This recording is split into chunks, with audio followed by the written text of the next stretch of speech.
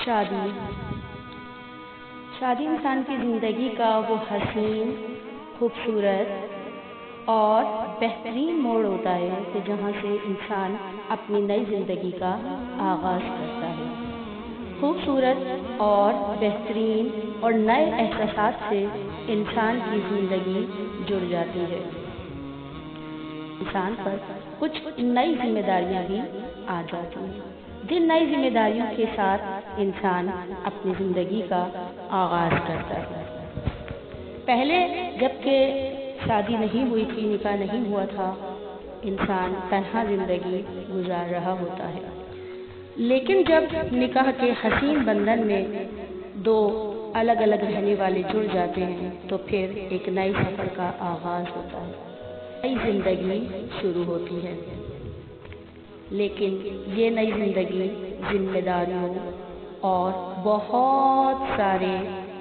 ہم سے جڑے ہوئے لوگوں کے احساسات اور جذبات بھی ہوتے ہیں۔ لیکن آج کل کے زمانے میں شادی کو انتہائی مشکل بنا دیا گیا ہے کہ ایک طرف تو لڑکا ذمہ داریوں کے بوجھ سے ڈرنے لگتا ہے اور دوسری طرف لڑکی کے گھر والے بھی شادی کے نام سے خوفزدہ ہو جاتے ہیں۔ اور جب شادی کا نام آتا ہے تو کیونکہ لڑکی کے والدین کے کاندھوں پہ بہت ساری ذمہ داریاں آ جاتی ہیں، انہیں بہت کچھ شادی کے لیے تیار اور آمادہ کرنا ہوتا ہے۔ اس وجہ سے جب لڑکی والے اس قدر ذمہ داریوں کے بوجھ تلے دب جاتے ہیں تو پھر ان کی ڈیمانڈ بھی بڑھ جاتی ہے، اور جب لڑکی والوں کی ڈیمانڈ بڑھتی ہے تو پھر لڑکے والے بھی پیچھے نہیں رہتے، ان کی ڈیمانڈ لڑکیوں سے بھی 2 قدم آگے ہوتی ہے۔ وہ ڈیمانڈ بڑھتی ہیں تو پھر نتیجہ یہ نکلتا ہے کہ شادی مشکل ہو جاتی ہے، جبکہ اسلام نے شادی کو آسان بنایا ہے۔ اور پروردگار عالم ایک طرف روزی کی ضمانت لیتا ہے ان لوگوں کی جو کہ نکاح کرتے ہیں، نکاح کے بعد خدا ان کی روزی اور ان کے روزگار کی ضمانت لیتا ہے کہ روزگار میں اور روزی میں برکت ہو، شادی میں کوئی مشکل اور رکاوٹ نہ ہو۔ اور ایک طرف کہا گیا کہ اگر کوئی شخص شادی کرواتا ہے تو اسے چھٹے امام علیہ السلام فرماتے ہیں کہ مقبول شب قدر کا ثواب مل جاتا ہے، یعنی اگر کوئی شادی کروانے میں اپنا حصہ ڈالتا ہے، لڑکا دکھاتا ہے یا لڑکی دکھاتا ہے، تو اس صورت میں پروردگار عالم اسے ایک مقبول شب قدر کا ثواب دیتا ہے۔ اور دوسری طرف لڑکا اور لڑکی کے لیے پروردگار عالم نے ایک اور پیکج کا اعلان کیا ہے، یکونوا فقراء یغنیہم اللہ من فضلہ، یعنی جو شخص نکاح کرتا ہے خداوند عالم ان کو خوشخبری دیتا ہے کہ خدا اپنے فضل سے ان کو غنی کر دے گا، یعنی مالدار بنا دے گا۔ تو یہ جو ہمارے معاشرے میں ایک سوچ آئی ہے کہ پہلے ہم ویل اسٹیبلشڈ ہو جائیں پھر ہم شادی کریں، تو جب ویل اسٹیبلشڈ ہونے میں انسان اپنی عمر لگا دیتا ہے تو جب اسٹیبلش ہو جاتے ہیں اس کے بعد جب شادی کرتے ہیں تو وہ شادی جو انسان نے اس عمر میں کی ہوتی ہے کہ جب شادی کرنی چاہیے، اور وہ عمر کہ جب اسٹیبلشڈ ہونے کے بعد شادی کی جاتی ہے، تو دونوں میں زمین اور آسمان کا فرق ہوتا ہے۔ بالکل ابتدائی زندگی میں جب انسان شادی کرتا ہے تو زندگی کی بہاروں سے، زندگی کی خوشیوں سے بے انتہا لطف اندوز ہوتا ہے اور زندگی کے سارے کلر، زندگی کی خوشگواریاں دیکھ پاتا ہے۔ اور جب وہ اس عمر میں پہنچتا ہے کہ جب وہ بوڑھے ہونے کے قریب ہوتا ہے تو اس وقت ان کے بچے جوان ہو کر ان کا سہارا بننے کے قابل ہو جاتے ہیں۔ لیکن جب انسان شادی ہی ایسی عمر میں کرتا ہے کہ جب وہ بڑھاپے کے قریب ہوتا ہے تو پھر جب وہ ان کی ریٹائرمنٹ کی عمر آتی ہے تو ان کے بچے ابھی چھوٹے ہی ہوتے ہیں اور ان کی قوت بازو نہیں بن پاتے ہیں۔ لہٰذا انسان کو کوشش کرنی چاہیے کہ زندگی میں اس وقت شادی کریں کہ جب شادی کرنے کی عمر ہوتی ہے۔ اسی طرح لڑکیوں کے لیے بھی اب یہ کہا جانے لگا ہے کہ جب پڑھ لکھ لیں گی تو پھر شادی کی جائے گی، جو کہ انتہائی غلط اور نامناسب ہے۔ شادی پہلے کر دیں اور اس کے بعد وہ اپنی ایجوکیشن، اپنی تعلیم، اپنا کیریئر جاری رکھے، اور اس طرح ان کی ایک طرف ترقی ہوتی رہے گی اور دوسری جانب خاندان کی بھی گروتھ ہوتی رہے گی اور ان کا دین بھی محفوظ رہے گا۔ اللہ صلی اللہ علیہ وآلہ وسلم نے فرمایا کہ جس شخص نے شادی کی اس نے اپنے نصف دین کی حفاظت کی، اور باقی نصف دین میں تقوی کی ضرورت ہوتی ہے۔ یعنی کہ جب انسان شادی کرتا ہے تو اس کا آدھا دین محفوظ ہو جاتا ہے اور باقی آدھے دین کے لیے اسے نماز، روزے اور احکام شریعت پر عمل کرنے کی ضرورت ہوتی ہے۔ امام جعفر صادق علیہ السلام نے بھی فرمایا کہ عیال دار کی 2 رکعت نماز غیر شادی شدہ کی 70 رکعتوں سے بہتر ہے، اور اس میں والدین کی ذمہ داری زیادہ ہے کہ وہ اپنے بچوں کو شروع سے ہی اس طرح سے پروان چڑھائیں، اس طرح ان کی تربیت کریں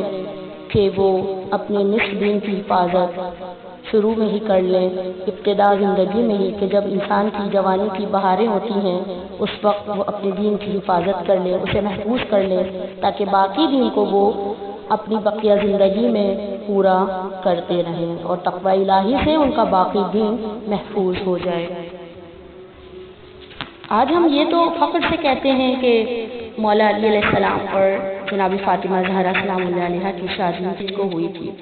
آج ہم یہ فخر سے کہتے ہیں کہ مولا علی اور فاطمہ زہرا سلام اللہ علیہا نے فرمائے دین کو فرزند عنایت فرمائے، دین کو وہ اولاد عنایت فرمائی کہ جس نے دین کو حیات عطا کی، کہ جس نے دین کو زندگی عنایت فرمائی۔ تو جب ہم علی علیہ السلام اور فاطمہ زہرا کی شادی کا ذکر کر رہے ہوں تو یہ ضرور دیکھیں کہ فاطمہ کی شادی کس عمر میں ہوئی اور مولا کائنات علی بن ابی طالب کی شادی کس عمر کو ہو گئی۔ تو عزیزان، کہنے کا مقصد فقط یہ ہے کہ فقط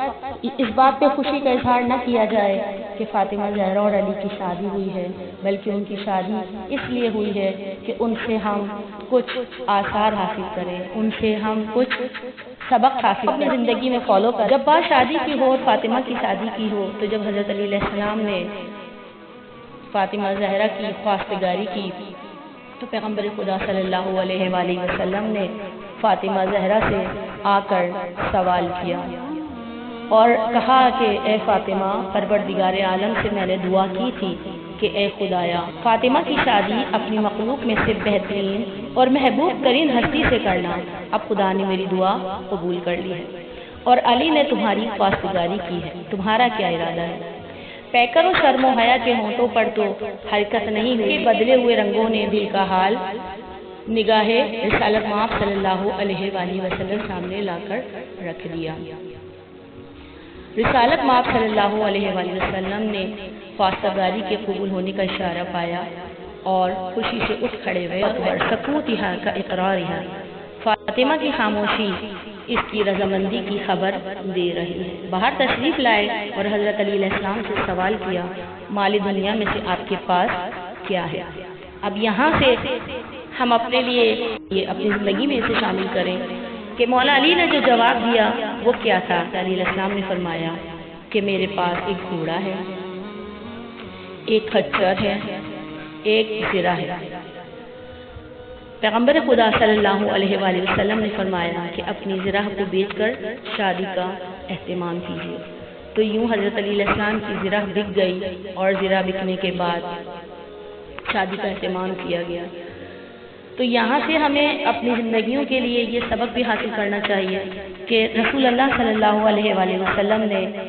اپنے خرچ سے شادی نہیں کی تھی۔ یعنی ایسا نہیں ہے کہ رسول اللہ صلی اللہ علیہ وآلہ وسلم کے کاندھوں پر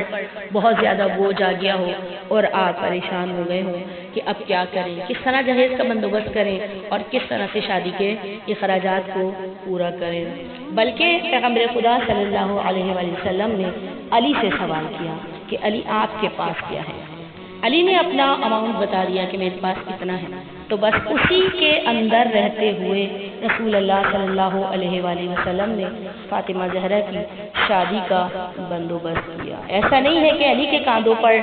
رسول اللہ صلی اللہ علیہ وآلہ وسلم نے بوجھ ڈالا ہو کہ یہ چاہیے تو وہ چاہیے، اتنا سونا چاہیے، اتنا زیور چاہیے،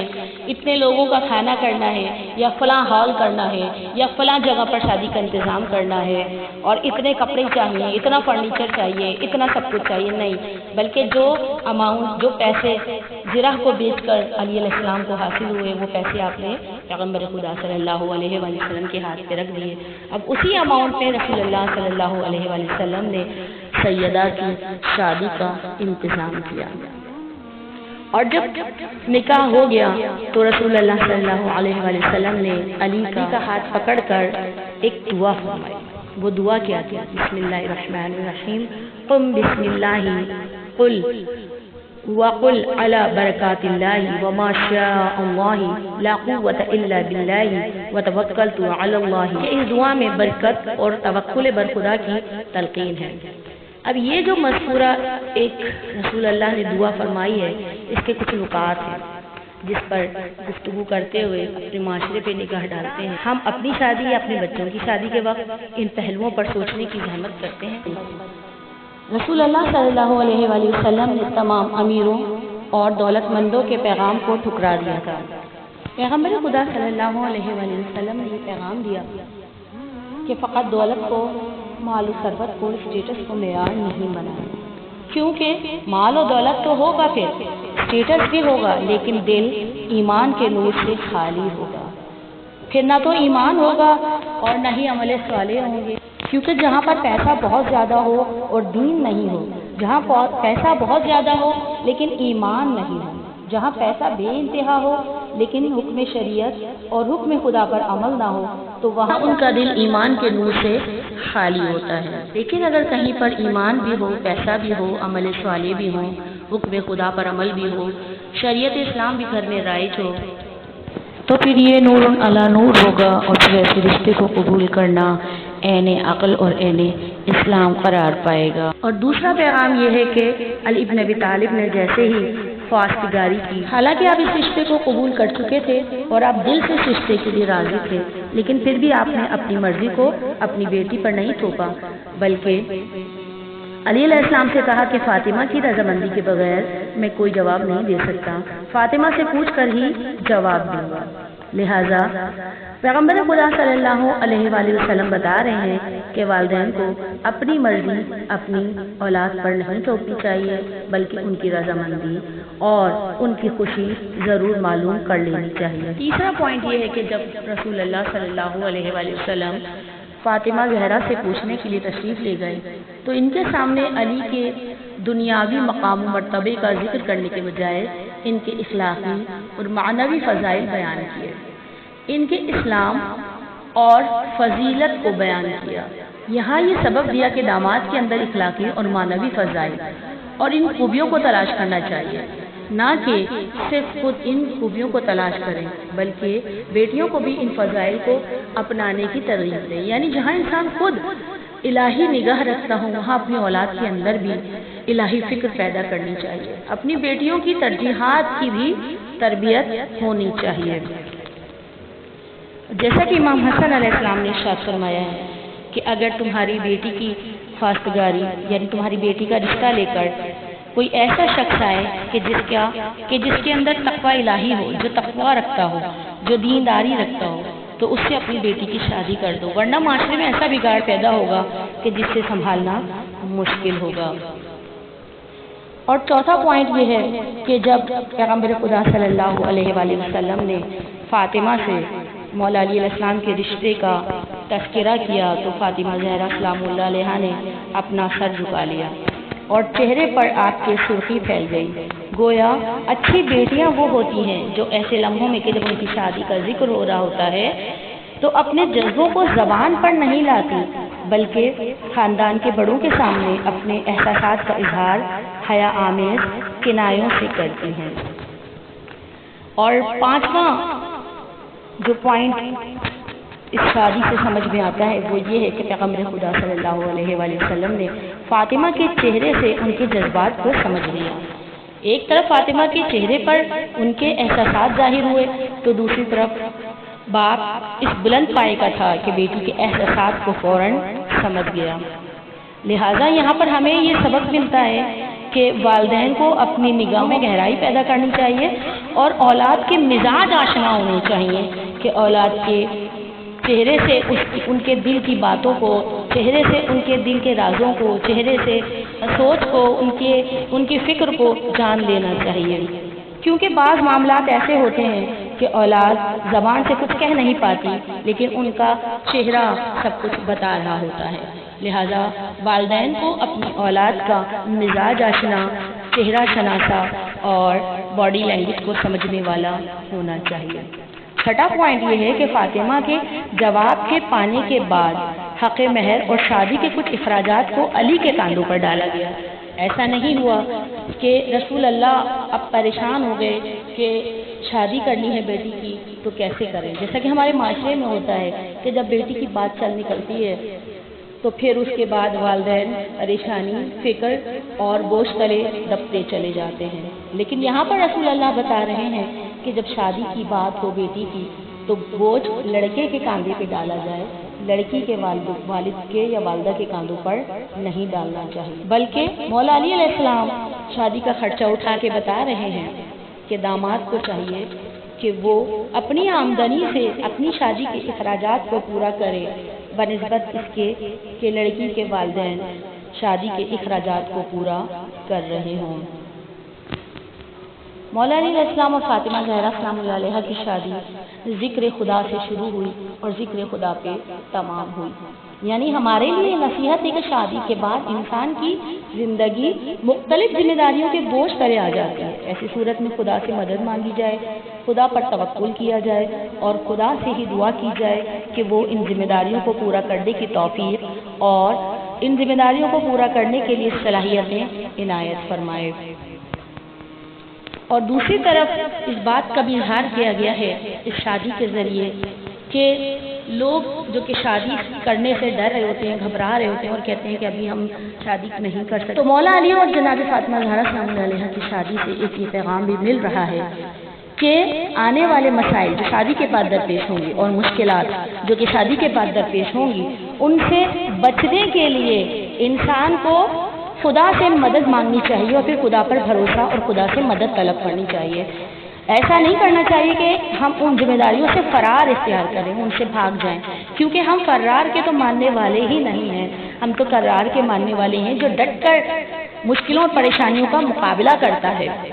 اور مشکلوں اور پریشانیوں کو شکست دیتا ہے۔ لہٰذا علی کے ماننے والے کو بھی ان مشکلات، مولا علی کے ماننے والوں کو بھی ان مشکلوں اور پریشانیوں کو حل کرنا چاہیے، جبھی انسان کی زندگی ایک بہتر زندگی بن سکتی ہے۔ اس پوری گفتگو کو مناقب آل ابی طالب علیہ السلام ابن شہراشوف کی